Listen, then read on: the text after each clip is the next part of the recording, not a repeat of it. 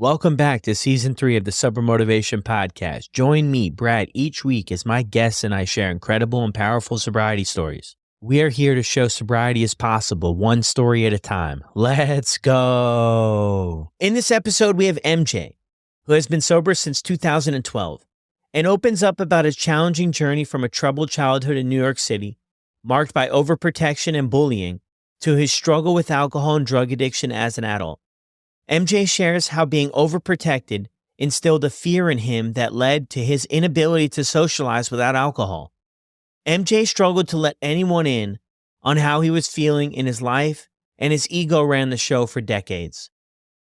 The episode also dives into MJ's commitment to helping others as a crucial part of his recovery, his insights on ego and humility, and how his humiliation became the foundation for his humility and readiness to change. MJ emphasizes the importance of asking for help, the power of giving back in recovery, and the message that anyone can turn their life around with the willingness to ask for help. This is MJ's story on the Sober Motivation Podcast. I hear it all the time. How do I meet people now that I'm sober? This episode is brought to us by Lucid Sober Dating, a great option to meet other sober people. So many people share that the first question when connecting with others is, where would you like to go for a drink? We can all see the problem here. If you're interested in giving sober dating a try or are looking to meet people that are like-minded, check out Lucid Sober Dating. I'll drop the link for you to download the app in the show notes below. Before we start this episode, I want to express my gratitude to all 4 listeners of the podcast out there. I've always struggled in life with feeling unworthy.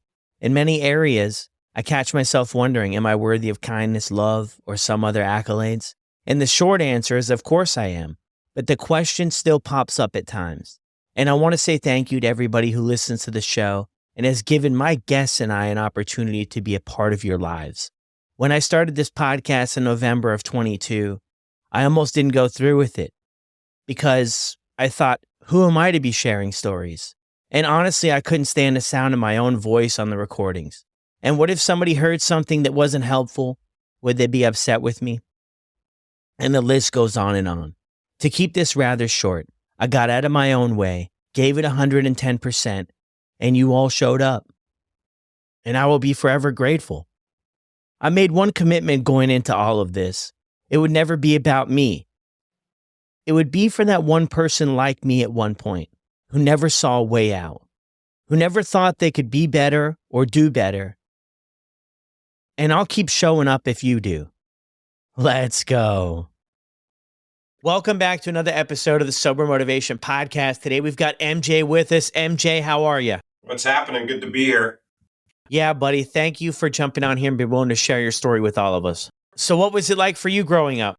What's so interesting, I always say I grew up in this remote area called New York City. And so my parents didn't have a lot of money or not a little, kind of right in the middle. But like the big thing was they overprotected me.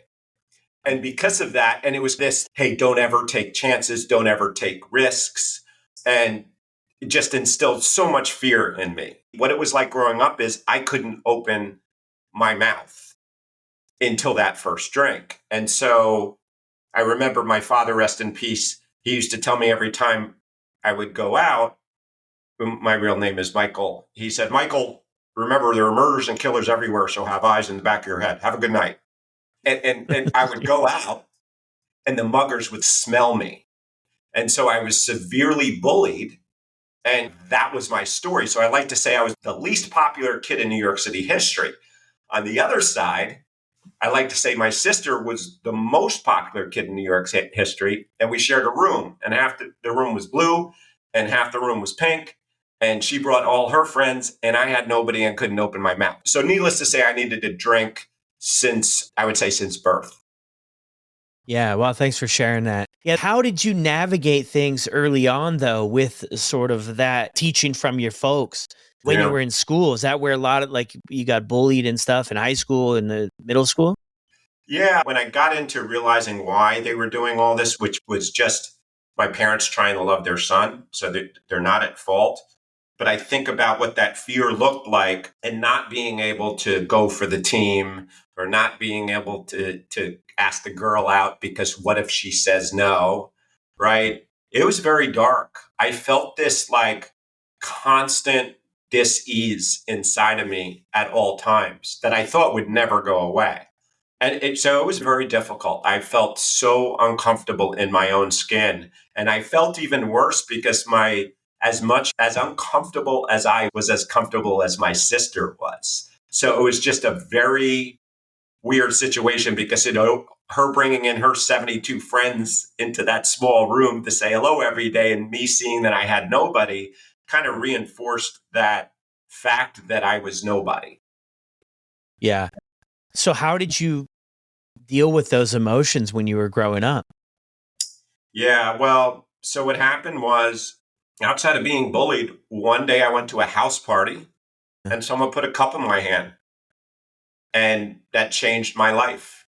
I mean, that literally that this ease happened and I'm still relatively blacked out from that time, meaning that fear, all I remember is really nothing happened other than me being picked on. But when that cup was put in my hand at this house party, I had a couple of drinks and then I was like, oh my God, I can talk. Like, holy, and I'm going to keep it clean, even though I'm from New York City. Holy moly, who says that? But wow. And I was better looking, or so I thought, or all the girls wanted me, or so I thought.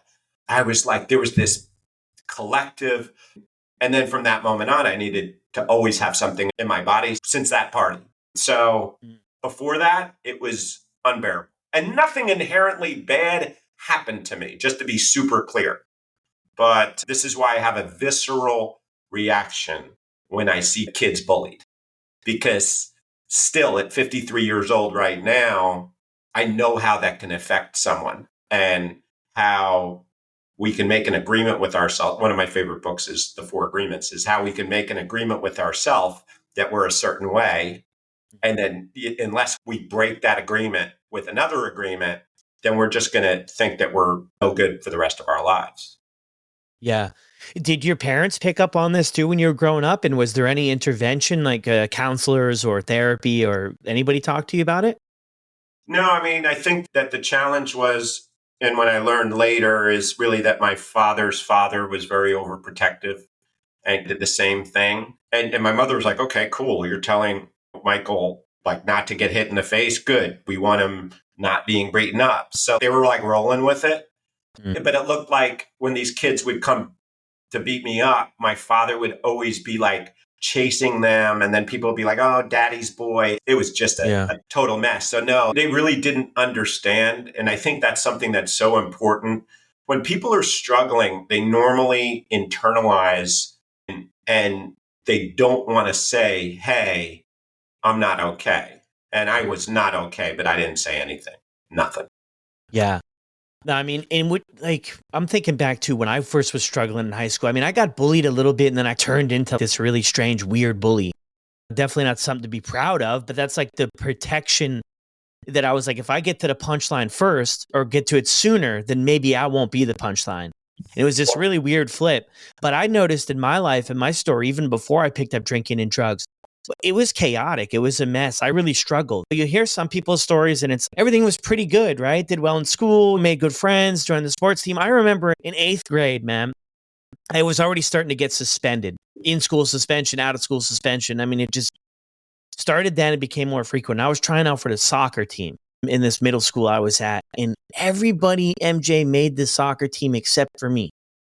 And I remember this. My mom pulled up in the blue Honda Odyssey, and it was like, oh, how did it go? And I'm like, it didn't work out. They cut a bunch of people, right? Because I didn't want to feel like I was the only person. And I never said anything about it. I never even thought it affected me. I was like, that didn't even matter. Like, whatever, who cares, right? The next day, they've got the game. All my friends show up in their shirt and tie. They Right. all made the team, right? It had a big impact on me. But what you said there, when I was younger, I didn't know how to share about any of this stuff. I just know that I felt really uncomfortable, a ton of anxiety, never felt good enough, had a hard time fitting in. Other people seemed to be able to do it so easily. So I guess the long story short is I struggled in life long before I ever found my quote unquote solution that worked for a bit until it doesn't work. How old were you when you went to that house party? I was probably like 13 years old, maybe 13. And It's interesting what you said. I turned into the bully too. So because I was bullied, when I found alcohol, I turned into the bully overnight. And not because I was some tough guy, because I needed to hit you before you hit me. I, I, I didn't want you to know that I was deathly afraid of you. So I would pick a fight with you to show you that I wasn't afraid when in fact I was hiding the fact that I was deathly afraid. And I took those swinging hands all the way to later jails, institutions, intensive care units, waking up in a single cell, tombs in New York City, like wherever, and have to ask the judge what I did. So it's like I swung and fought the world because once I had that alcohol, which then turned into other substances, all of that rage and all of that anger and resentment came out. And in many ways, I was trying to get back at the bullies. And I learned that in my recovery work. That we try to understand, okay, I could tell you how I drank and how I drug, but it wasn't until I understood why I drank and why I drug that I was able to get better. Yeah, no, I love that. That's beautiful. Yeah. So high school, how does that look like the rest of high school for you? And then what do you do after you graduate high school or you finish high school? Yeah. So, so basketball saved my life. So I was good at basketball. I was very aggressive on the basketball court. And basketball saved my life for a bit. Basketball always saved my life until it didn't. And so I became the star of the basketball team. And I drink 240s before practice, but that really saved my life. And what happened to me junior year, first week of junior year. So you remember how I told you my father lived in a tremendous amount of fear, right? So my father's father was a doctor. My grandfather was a doctor. And because of that, my father never had to go to the hospital. And my father was always afraid of disease. And so one day I come home from school and nobody's home. I'm 11th grade high schooler, right? Normally everybody's home. And my grandmother calls and says, I just want you to know your father's a very sick man. Well, it turned out that my father tried to kill himself 3 times that day. He checked into a hotel with a butcher knife, but he forgot his ID. So then he crashed his car on, I think, 106 and First into a pole. It like sandwiched the car, totaled the car, but he was so OCD, I think he forgot to take his seatbelt off. So he got out of the car to jump over the FDR Drive, and 2 cops happened to be walking up York Avenue, I believe it is, and they tackled him and threw him in the mental ward.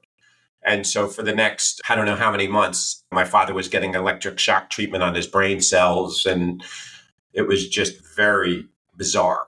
And you tend to lose your memory. So it was like wild. And I was very good to my father during that time. But again, this was finalizing my high school time. And here I was in the hospital, like playing ping pong with my dad in the mental ward. It turned out the reason why he tried to take his life is because he had to go to a hospital for a routine exam, and my grandfather couldn't take care of that exam. He thought they found something on the MRI and we wouldn't tell him. And so he figured he'd take his life before he had to go through the disease. And I mention all this not to tell you this is the reason why I'm an alcoholic or an addict, but what fear can do, right, in your life, and how it can my father was fine. He had diverticulitis. It's nothing. He thought they found something. He's going to die. Oh, let me take care of everything, take care of my affairs. Okay, great. My affairs are in order. Good. Like that's what fear can do. And you and I speak a lot. We're big into recovery work. And the bottom line is we need to understand like what's going on. And that's really what recovery work is about, is taking pen to paper and figuring out like what's going on in its the most simplistic way that I could say it. So that's what high school looked like for me. And what's interesting is, like I said, I was very good to my father during that time. But then when he got back, he would say simple things like, hey, can you take out the garbage? And I'd say, F you. I don't need to do anything, you tried to leave us. And so I became this very angry, horrible son to my father. I was drinking more and more. I had introduced other substances. And the only time I was ever free was on the basketball court. Yeah. Yeah. It's interesting, man, your love for basketball. Before I got into all of the trouble I got into, I had this span of probably a year where I used to go with a buddy of mine, and we used to go to this local court, and we used to just shoot basketball every day. You could go there, we'd play pickup games, everything. It was incredible. And then after I stopped doing that routine, I found myself in a lot more trouble. And it's so interesting too. You bring up the fear, right, of everything that's just been passed down, and then in our experience in the world is, yeah, I mean, it can be definitely scary, right? Yeah. And how we internalize things and how we don't ask for help, and then when we're younger, it's we don't need help. Like when I was 16, 17, 18, I mean, I went to my first rehab when I was 17. I was in a psychiatric hospital, UNC Chapel Hill. My parents offered for me to go to this 3-month program, and I basically just gave them the middle finger and was like, I'm not going to that program. So they had this ace up their sleeve, basically an involuntary committal program for teenagers in Knoxville, Tennessee. And I got picked up there by this private transport company my parents hired. And there's a crazy story to all this. And they dropped me off at this place, and it was locked down, and I was there for the next 12 months.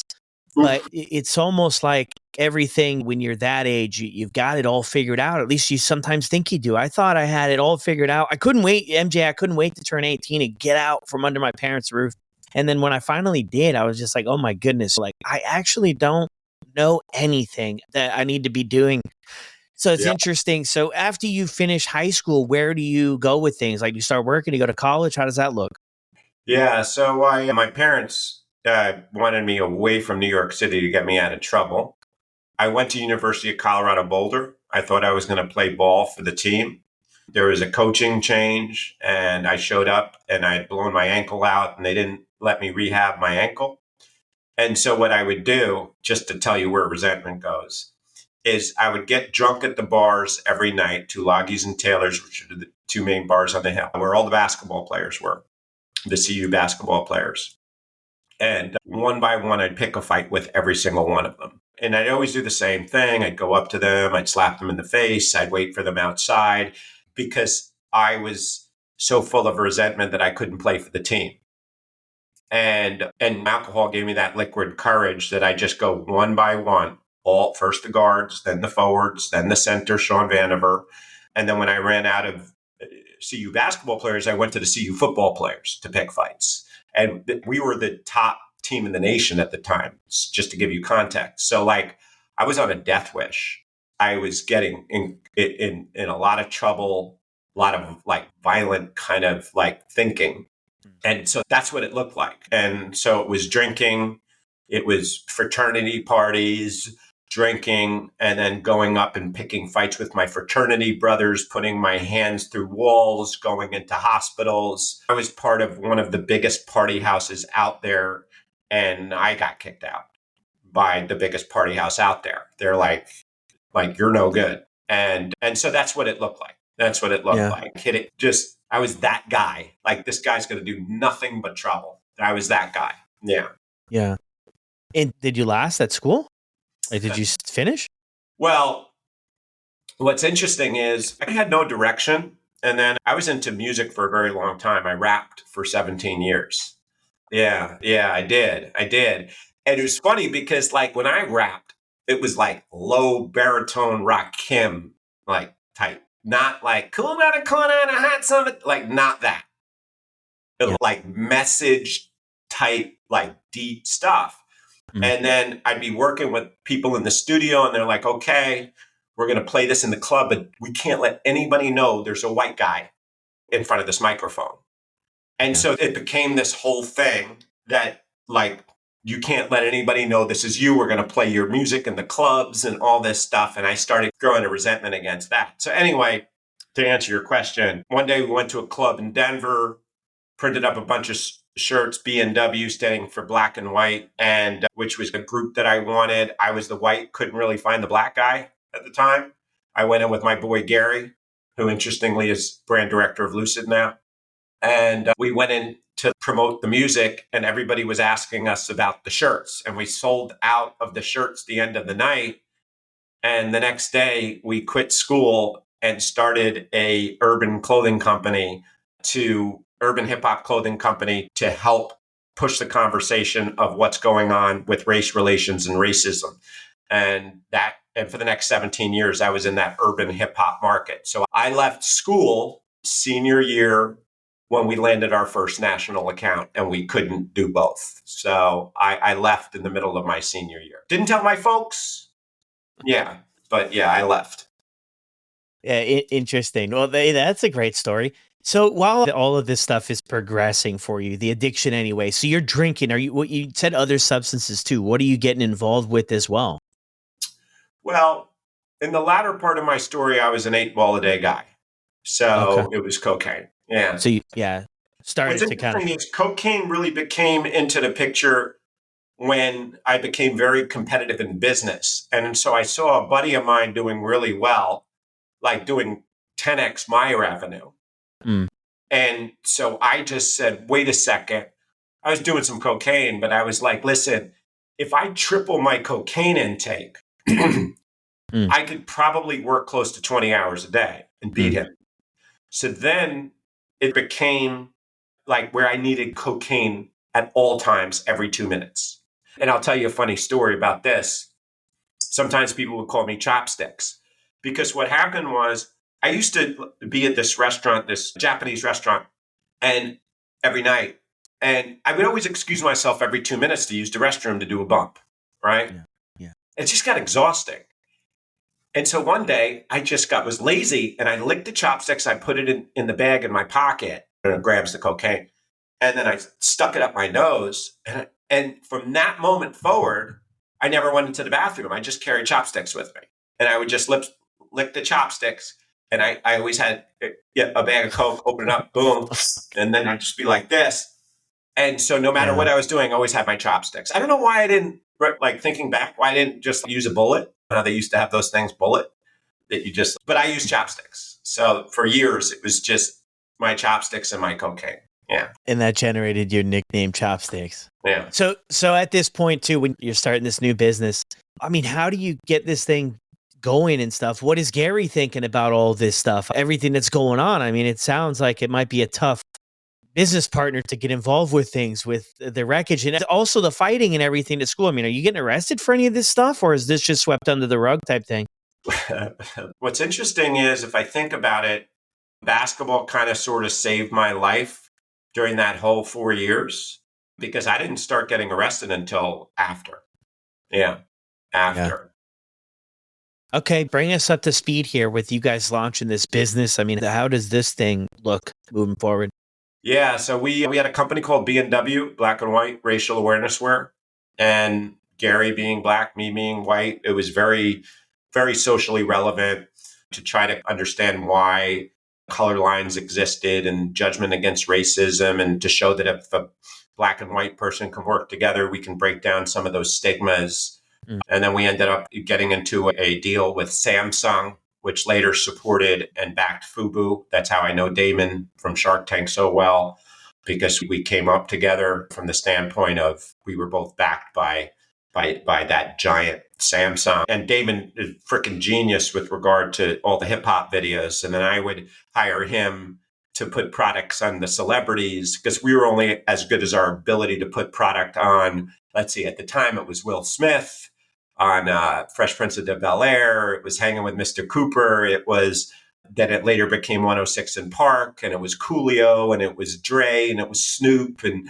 Chris Rock on In Living Color. And so that lasted for a number of years. But my drinking progressed and progressed. And so as it progressed and then cocaine started to get introduced, to answer your question about Gary's very highly tolerant, like obscenely tolerant. And so he just shook his head for 15 years until one day I put him and his now wife in trouble. And he straight up left his best friend, and he should have, because I put him and his wife in a situation. I'll tell you. So I used to play ball with Diddy and Bad Boy and all those guys, right? At this place, right? And so I go to this club one night and I pass the then president of Bad Boy Records. And I'm like, oh, what's up, Lou? All right. And then I go up and I start a fight with this group, right?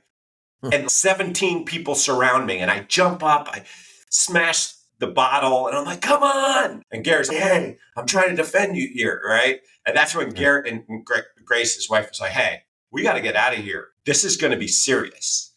And Gary had to leave. So I woke up in the morning and I was fine, right? And it didn't make any sense. And so I called like the studio the next day and I said, can somebody please speak to Lou? Because I think he may have saved me my life last night. So it turned out as they were coming in on me, I said, Lou Tucker. And they were like, and they went down to Lou and say, do you know this kid? And he's like, oh, God, that's MJ. Please leave him alone. And then everybody, and he's, MJ, you got to understand, those kids are crazy. You would have been dead. But you somehow blurted out my name. They came down to me and I vouched for you. And I could tell you 100 of those stories. That's the sad thing, where I got this close to getting killed and something happened. So yeah, Gary was very tolerant until he wasn't. Yeah, understandably so at that point, MJ, right? Yeah. I mean, throughout this whole journey, like, where are you at now? Like, around, like, after this business and things are progressing, like, how old are you? And did anybody ever mention anything to you about, hey, like, you should maybe get some help for this, an intervention, your folks? Are they seeing the fallout of this, or are you keeping it separated from them? I'm keeping it separated from them because I'm not living with them at this point. So I'm keeping it all separated. At that point, I hadn't been arrested. And once I got arrested and there was nobody left to pick me up other than them, that's when things got real. But yeah, everybody. Damon from Fubu Shark Tank used to say, Mike, like, dude, I picked a fight with his bodyguard. His bodyguard is insane. And it used to always be, oh, don't worry, it's just Mike. Leave him. He's a mess. It's Mike. Don't touch him.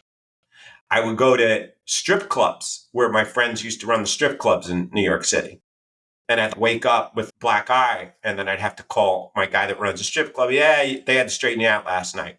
You got a little out of hand.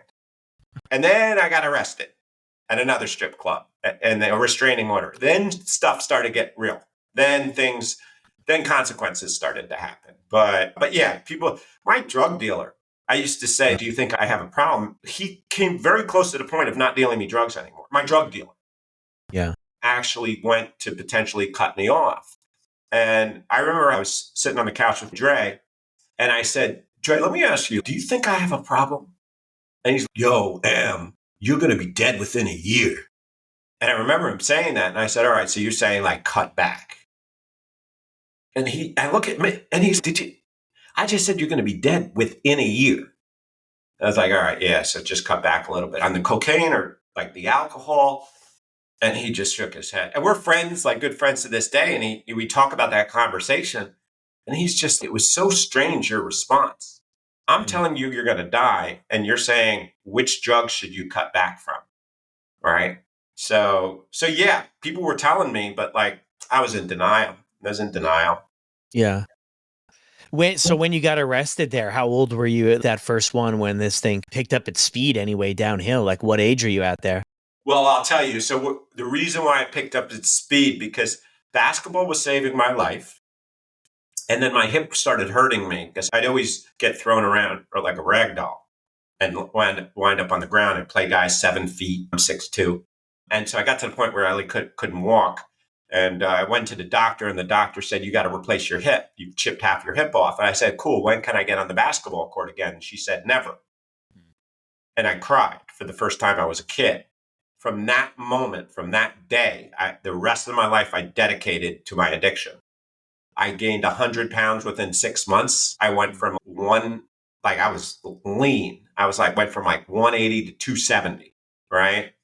And then I just started going to bars picking fights instead of being on the basketball court. And the first time I knocked out 2 bouncers at Ricky's Cabaret, which is on 33rd Street. And and so I was 35. I was in and around 35. Yeah. Yeah. And what's Gary thinking? Are you guys still doing the business and everything? It's going all right. Is this thing growing and you guys are showing up for it? Are you Yeah. especially? Yeah. I mean, it was growing, but I kept blowing things up. So for instance, we supplied Yeah. about 1,500 stores, right? We were a brand. And we have salespeople at the time, right? We had salespeople in every area, but they always wanted to have a relationship with the boss. So I would speak to the buyers and the owners of the chains and the stores. Well, when I was drunk and I didn't realize this, I started calling these owners of the chains, of these big retail chains, and waking up in the morning and seeing this text saying, if you don't effing place an order by 9 a.m., I'm going to hunt you dead. And I'd look at my Blackberry and I'd be like, oh no. And then it started like picking apart the business. And that's when things started to get super real from the standpoint of how it was affecting all my other affairs. Yeah. But the business Yeah. was going well until it wasn't. And then I was presenting the samples and I would be running every 2 minutes to do a bump. This is prior Yeah. to me being called chopsticks. That was when you're blacking out then. You're blacking out from drinking and then you're sending these things you don't remember and it's just Yeah. getting, Yeah. overboard. Yeah. Yeah. Yeah. So Gary probably looking back should have been meeting with the store owners. MJ. Yes, exactly. Exactly. Yeah, I was just a human wrecking ball. Okay, so you got all this stuff going on, MJ. Let me try to understand here. You're going into all these situations, you're wanting to fight everybody. You've also got drinking, you're doing cocaine. And a day in the life of doing that stuff too is, I'm just thinking back to, for me anyway, it was just miserable. I mean, you're doing something, you think you got everybody fooled. I did anyway. I thought nobody knew I'm working at this restaurant with an open kitchen. I'm going to the bathroom every 5 minutes. Everybody, they know what's going on right now. I have these jobs for a little bit. And then I would get called in. They'd say, hey, come in a little bit early before your shift. And I would never show up because I knew for sure. I knew I was getting fired from that job. But it was just terrible because I could never get back to where it once was. And it's actually really weird. I blow people away with this sometimes. The first drug I did before drinking weed, anything, was cocaine. It was the first drug I ever did was cocaine. And it's really strange. And it wasn't like the movies where I was just like, oh my gosh, my life is just great. I don't even know if I really even felt much from it, to be honest, but I kept going back and thought I was going to uncover this solution to a better life, which never came. But it's a really tough cycle to go into, man. But a lot of time you hear the two, cocaine and alcohol, matched, because when we're doing cocaine, we can drink longer, we can stay out longer, we can do it. But also the next day, it's just, man, it's got such a grip on us. And the downside too, the anxiety, the sadness, and everything like that, it takes a toll on you, man. So how do you keep this thing going too? I mean, you mentioned before you're in denial. This is 35. I mean, things with the business, it sounds, are a little bit slippery. I mean, any thoughts coming to you at this point of, hey, like I maybe have to do more than cut back here, or I've got to make some changes, or just keep going forward? No, it was all ego. It was all the ego was preventing me, completely blocking me from any type of understanding that I had a problem. Even though there were a million people telling me I had a problem, my ego was preventing me. That's why I always say, a friend of mine who's passed sober used to always say, MJ, your ego's not your amigo. And so it wasn't until consequences directly hit me that everything got unveiled. So what happened was my national sales manager knew that I was spilling cocaine all over the showroom. And being it was my showroom, my financier had cameras in various areas all over the showroom. I knew the blind spots. So I would literally be in the middle of the showroom and go to a blind spot and do a bump, right? What I didn't realize is that I was spilling cocaine on the samples.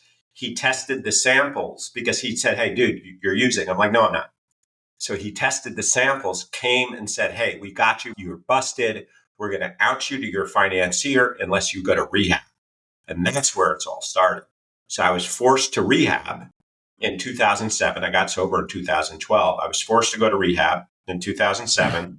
And then the night out, I was using again because my roommate said, hey, my father lives 5 minutes away.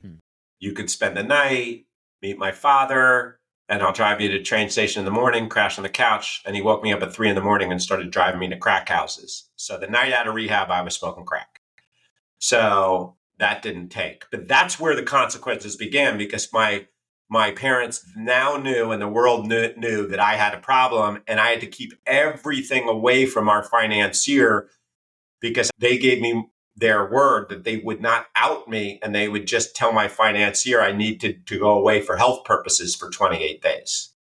And so that's where it got real. And then when I got back and continued to use, they ended up stripping away my everything, and I got kicked out of my own company. So that is when I had to face everything got stripped away from me. And what do they say? The gig is, or something is up, something like that. Yeah. Face the music. You had to face the music. Yep. It's so interesting you say that there, right? I just wrote it down there. Everyone knew you had a problem at that point. Did you know you had a problem? Did you believe that you had a problem? Because it's really interesting, I think, in a lot of stories, right? Everybody around us, it's clear as day. It's clear as day to somebody without a problem, substance use problem. When you can see somebody that has one, you're just like, I see that. And then, but for us that's in it, man, we get into this whole denial. There's not a problem, or we minimize or we justify. We come up with all these different reasons how we know somebody who's a lot worse than us and we're not there yet. And I don't have all these consequences in my life, so there can't be a problem. I still go to work. I'm high functioning. I mean, in your case, you're working 20 hours a day. Some people you ask, they're like, that's huge success. That's incredible. I can't. No, not me, man. Here's another thing. I also had a bunch of people on the other side telling me I was fine. Meaning, let me explain. So you talk about you and cocaine. So alcohol would always get me in trouble. Cocaine never. Meaning, alcohol made me violent, right? So I gave up alcohol for a while, and I just did cocaine. And all my friends used to say, "Oh, we're so proud of you. You're only doing cocaine. How did you do it?" So I had this like hero complex for however long it was that I was just doing cocaine, that I was like a mentor. I was a mentor, being that I was just doing cocaine and not alcohol with my friends. And the girl that I was with, she was an active addict. And so she was like, "No, you don't have a problem. Did you pick up the bag from Julio?" "Yeah." "Okay, cool." Like, she didn't care. She just wanted to make sure that she had her bag when she got back from work. And so I surrounded myself with people who were high functioning like me, so I could use that way. Yeah, that's so interesting too, right? So there's another element. That's it. That's interesting that they became sort of the mentor in a sense about not drinking. I was wondering about the rehab stay. So I mean, 28 days you stay in the rehab. What happened in there? I mean, the day you left. Yeah, I mean, this is why I tell people, like, be very careful. Like, it's very good to be with your day counters and your early sober crew, but a lot of those people are going to have ideas to use again quickly. I wasn't planning to use when I got out. I was in someone's house who was my roommate, and he woke me up at 3 a.m. and asked me to take a drive. And before you know it, I was inside of crack houses. So, and then the addict, MJ, and it was so funny because he gave me the crack pipe. I was like, "No, I'm not much of a crack smoker. I'm more of a cocaine, straight cocaine, sometimes freebase." And he just gave me that crack pipe. And he's like, "This is your only option, but it's better. You're going to love it." "Oh, I did crack a couple times. Okay, why not?" Yeah. So, yeah. So I don't know what would have happened if I went home but I probably wasn't ready. I didn't have the willingness. I think you asked before, what is it? I think it's the ego. I think that the ego just prevents us from getting the help we need. It goes back to what you were saying a few minutes back. This is why I constantly, when I used to do these podcasts, I talk about all the time. It's like what Simone Biles did on mental health, saying, "Hey, I'm not okay." Like, we need to show and tell people that we're not okay, but you can't have the ego up and saying, "I'm not okay" at the same time. It just can't happen. Fear and faith are strange bedfellows, right? Yeah. Ego So and much. humility, the same thing. Yeah. There's so much truth to that. At this point in your life, because we talked about the fear and the role it played when you were younger in your life, what were you so afraid of now heading into, say, around your late 30s, 40 years old? That's an amazing question. So I've done a lot of work in this. and I was working with a healer as well. So on top of the normal work that I do in recovery, I was speaking to someone and they said, so there's little MJ and there's big MJ. Little MJ is when you were 12, you were being totally just brutalized from the standpoint of being bullied. You had nothing to offer at that time. You couldn't open your mouth and you felt the whole world was against you. So fast forward to 35 years old, you still revert to little MJ. So even though you have things and you have businesses and you have homeless foundations and you shoot documentaries and like you do all this great stuff, the moment you sense anyone's pushing up on you, you revert back to 12-year-old MJ that was bullied in the courtyard. And at 53, I still go back there. My immediate response when someone tries to bully me in business, in life, in anything, my first reaction is I go 12-year-old MJ. And that's my first maybe 3 seconds. Then I have to get back into big MJ. But the middle MJ was where my addiction was, which was, okay, I'm just going to swing. I'm going to swing. I'm just going to swing. That was my addiction. I'm going to fight you. That was whatever was between little MJ and big MJ. That was the fighting. The fighting was addiction. I fought addiction. I fought people. I fought everything. So that's the best way that this person explained it. I think that's the best way I can explain it. It makes a lot of sense to me. Yeah, it does too. And I'm just wondering even if there's another level to it, if it has anything to do with fitting in or being accepted or being a part of something, or do we like ourselves? Do we love ourselves? Do we not even want to feel that? Do we not even want to go there? So I'm going to talk, what you just mentioned is the key to the kingdom. So one of my favorite qualification is when a speaker in recovery, talks about his or her experience, strength, and hope. His name is Tom Brady Jr. He's passed now, but you can find him on YouTube. He has a talk on emotional sobriety. And he talks about how Bill Wilson in his 23rd year was suffering severe depression and he didn't know why. And it's this beautiful talk that talks about that he realized that he needed complete validation from others. For him to get completely content with himself, he needed validation from others. And he said the only remedy for that is we have self-hatred and to move from self-hate to self-love. And every person in recovery is going to go through that. Whether you're in 12-step or not, you're going to pass phases where if you don't get validated by other people, right, you're going to have a certain opinion of yourself, which is really bad, based upon what you're thinking other people think. I'll give you an example. That's where my default, right? I go to the gym and like someone wants to use a machine and I'm using it and that person walks away. I'm like, wow, I'm sure that person is like talking shit about me right now. He's so upset. Should I give him this machine? He's probably really upset. Going to tell, like all this crazy stuff goes into my head. He probably forgot about it.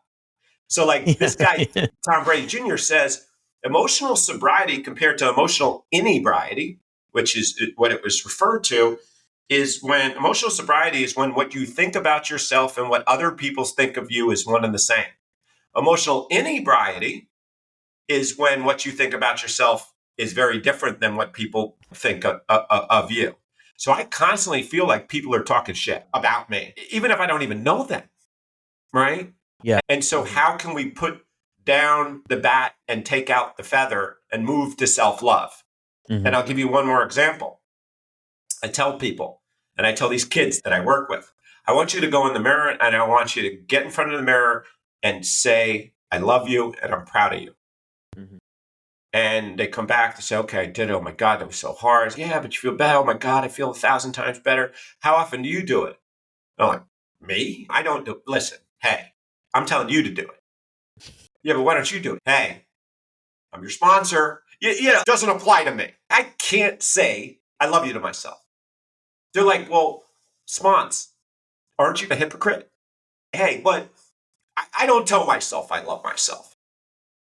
Right? Mm-hmm. And it's just, I am so hard on myself. It's insane. like insane. Yet I know what the answer is. So I got to give that answer to other people. But a lot of times I don't do it myself. Yeah. That's so deep there, MJ, too, because searching for that external validation, the emotional sobriety, that's a whole big thing I talk about probably here and there with things. It's like the act of getting sober, that thing right there, difficult, yes, but the whole thing is about staying sober and plugging into that emotional sobriety and figuring out how we're going to go from somebody that we don't like, that we have to live with every day ourselves, to Yeah. somebody that we can work on building that love and trust within ourselves is really what this whole thing is really about for people. The quitting part seems like when we're drinking, when we're using, the act of quitting seems like the biggest mountain to climb. And at the time, like it might be, but it's literally like a decision that we make. And then after we make that decision of now I've quit, okay, today's my first sober day. Now, how do I stay sober is really when the big mountain kind of shows itself. And the emotional sobriety is a key element of doing all of that. But it's that thing, MJ, too, and hearing your story there about that external validation, right? And if anybody got too close, or if it was ever going to be exposed in your life, now I'm just coming up with this conclusion here talking. I could be way in left field. It wouldn't be the first time. But if anybody was going to expose how you were actually feeling on the inside, you were going to do whatever you could do in your power, whether it was physical or whether it was numbing out, to prevent that from happening. You could not let people know that on the inside, you were actually really scared. And you mentioned it before, and terrified with dealing with emotions, I mean, there's a bunch of stuff here, but I think that's what a lot of us go through, and to keep that ego alive. So MJ, Yeah. we've been, I just have to say something. What's interesting that you just said it, and it's so important that what you just said doesn't fly over anyone's head. Like the reason why we created a Lucid community is because we see so much junk happening in social media, this compare and despair, Mhm. right? And they say comparison is the death of happiness. And you have all these people posting, look at my home with my pretty girlfriend and my pretty place in the Hamptons. And like people are feeling less than. And so taking all of what you just said about me, I said, hey, we need to establish a place that encourages nothing but vulnerability and Mm, rewards vulnerability. And so mm, let's create the opposite effect on social, where everybody talks about their vulnerabilities and everybody helps and loves one another because of their vulnerabilities. And so to me, it's a way of me showing people, hey, listen, I went through pure hell, still am, because I mm, still have that in my mind, right? mhm, mhm. Here's a place where we need to teach people, to encourage people to be vulnerable, to say I need help, because I got stuck in that, and so other people are, and we need to understand that's just not how things should be shaking out. We need to be Yeah. doing it the other way around. Yeah, 110%. So where do you turn this thing around at, MJ? Bring us up to speed there, or Yeah. close to it. Yeah, I will. Well, so what happened was towards the end of it was I woke up in a jail cell one night, single cell that time. And I said, what am I here for? They said, well, you assaulted a police officer. I was like, oh boy, and now I'm in trouble because I was on probation for assault and I got arrested for assault on a police officer. So I asked one of the CEOs to get the mace out of my eyes, and I want to apologize to the police officer who I assaulted. Can you tell me who it is? And I'll come back to the station. He said it was me. And he said, let me tell you something, kid. Like, if you saw the animal that came in last night that required 5 guys and jars of mace, like, you're the nicest kid in the world. What happened? And so I got to the judge, and my lawyer said, watch magic happen. And I got 130 hours sweeping the streets of Harlem. But here's the thing, my lawyer said, if you get in trouble again, lose my number because there's nothing I can do to help you. I just got you off this last charge, but you can never touch anyone again. And so what I did for the next several years is, and I'll button this up quickly, is I would just pick fights, and then I would put hands in the back of my body, and I would find any big tough guy, slap him in the face and wait for him outside. And I put my hands in back and then just let them take shots at me. And so I just wake up intensive care units and all that. And my last trip to the intensive care unit was Friday, January 13th, 2012. What got me here and what got me into recovery was I was babysitting the 5-year-old son of an ex-girlfriend, and I passed out. And the thought that I put a 5-year-old, I didn't care about myself at that point. The fact that I put a 5-year-old in jeopardy I couldn't look in the mirror. And so I crawled back into the rooms, into 12-step rooms. I couldn't look at myself in the mirror for 100 days. And then about 100 days later, I crawled myself into the rooms and I said, I'm done. I'm done. I put a kid in jeopardy. I'm done. I am a menace. I'm done. And then I put my hand up in the air and I said the 3 words that no addict wants to say, which are the very 3 words that'll save your life. I need help. How does this shit work? Pardon my French. And that's where my journey began. I have a question too before you get to the next thought. There is, okay, you mentioned you're getting into a fellowship 12-step meeting now. Yeah. Had you experienced this in the past? Had you tried to get some help before this other than the 28th day? So you had experience with it. Yeah, I mean, I have tattoos with old sobriety days. This one's August 2nd, 2004. Ink doesn't work, by the way. That doesn't keep you sober. If anybody just wants to put a tattoo with your sobriety date, that lasted a year, 2 weeks, and 5 days to be exact. So with me, I would just not, there's this old saying in 12-step meetings, don't drink and go to meetings, right? So I just rode that. I didn't hear anything about, and I'm not going to get preachy because I can get up on my soapbox because the 12 steps saved my life. But to be super simple about it, I entered the program of recovery and I cleaned up my junk. I need a sponsor. I don't know how this works. I get a call that night from Herschel, sponsorship coordinator. He says, I have good news and bad news. The good news is I found you a sponsor. The bad news is he's not going to take any of your shit. And everybody knows you're full of shit. That's exactly what he said. And this guy took me line by line through the big book and got me into service immediately in prisons, in jails, in institutions. I was chairing detoxes. I was taking the message in. He used to always say service keeps you sober. So I just started. My grant sponsor had me go to the Rikers Island, take prison meetings. So I just did the work and started carrying the message like we were told to do and work, as they say, all 3 parts of the triangle, which is unity, which is connect with a bunch of other individuals, fellowship, meetings, whatever, recovery, which is the program, and service. Nothing ensures immunity from alcohol and drugs other than intensive work with other alcoholics and addicts. And that's the reality. And that's what I've followed. I've kept it very simple. It's a ton of work, but I've kept it very simple. Yes, you have, MJ. Thank you. I'm wondering too, right? Because a big theme here, MJ, for you is this ego part. How did working through the steps, if that's where you found an answer or an understanding for about how you're going to work on this ego, switch it over to humility. I think the service part of working and helping and giving back was like a big difference, right? Especially, I mean, when you do stuff like service or volunteering, right? I used to volunteer.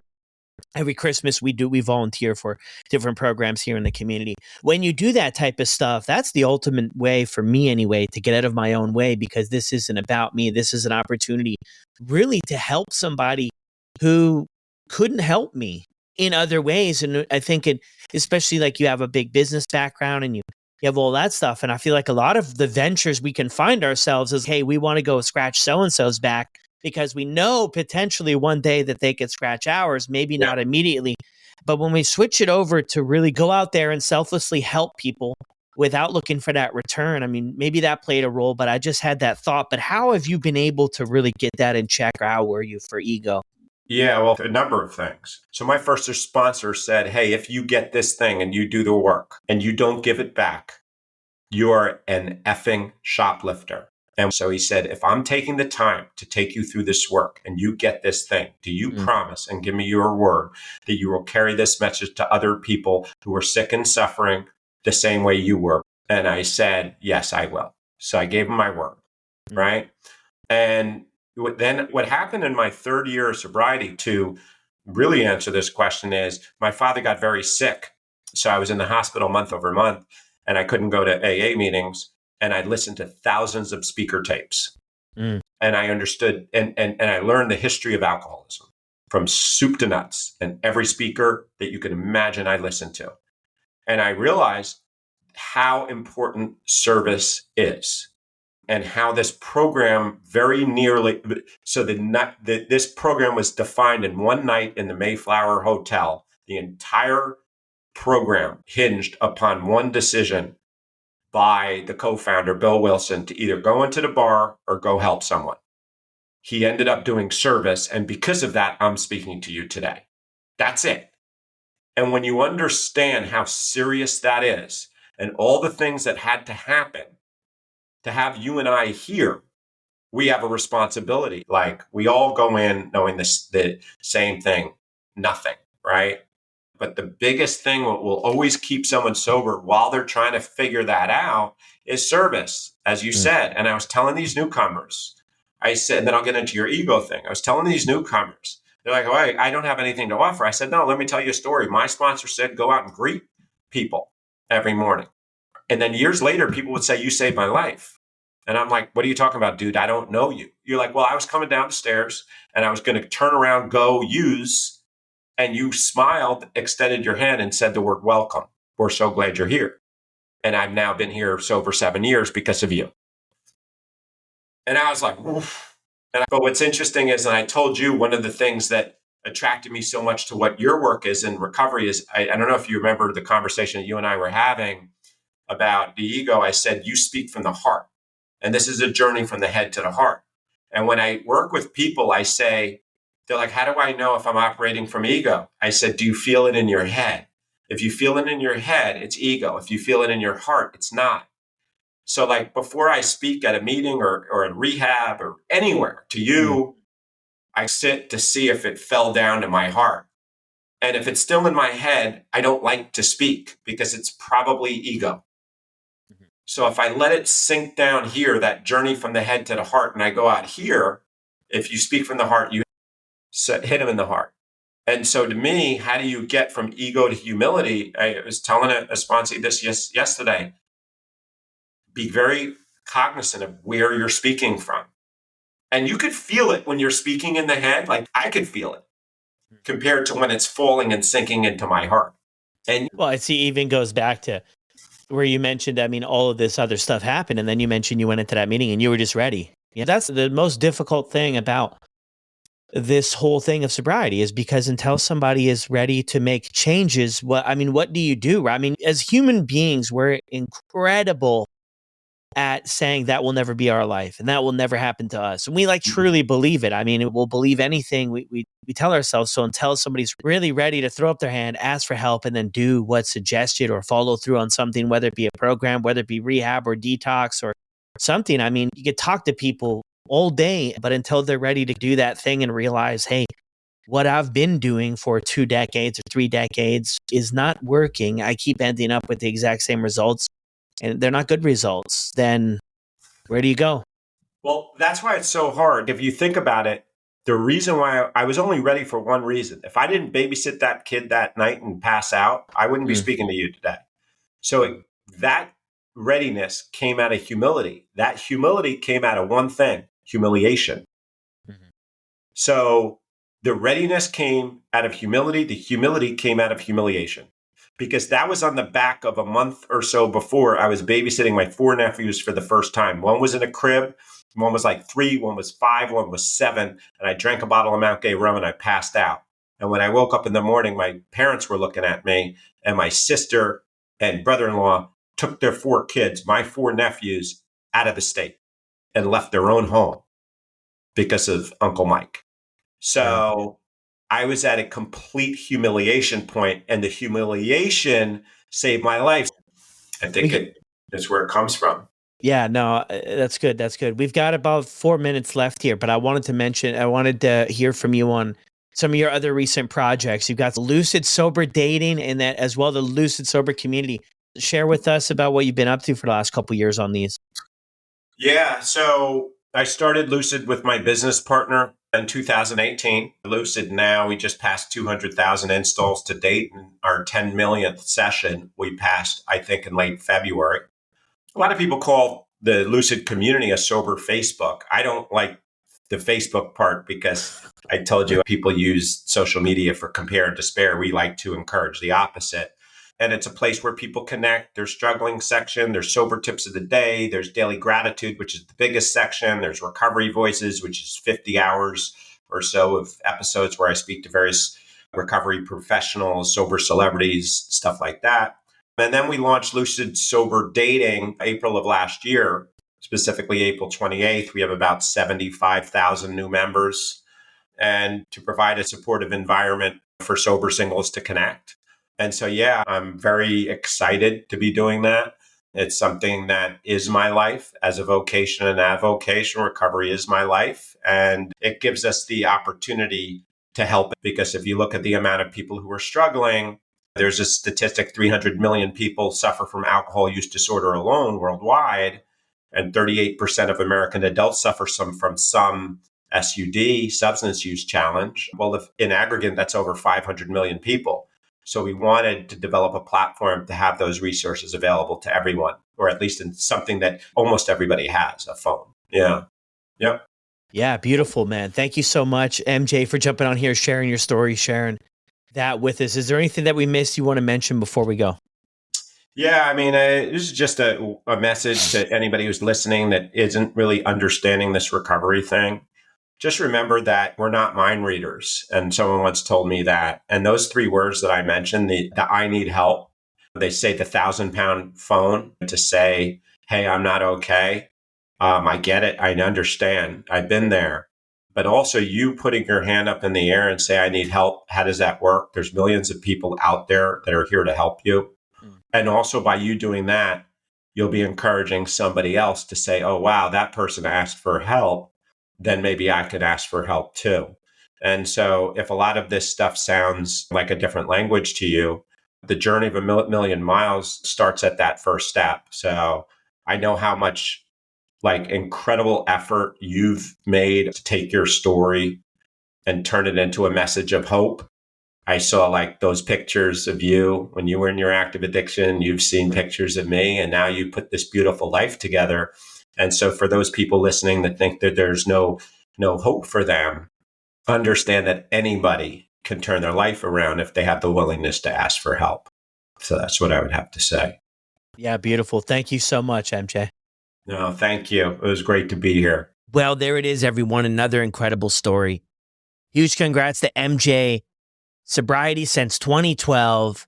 I'll drop MJ's contact information down in the show notes below. Be sure to send him over a note and let him know that you appreciated him sharing his story here on the podcast.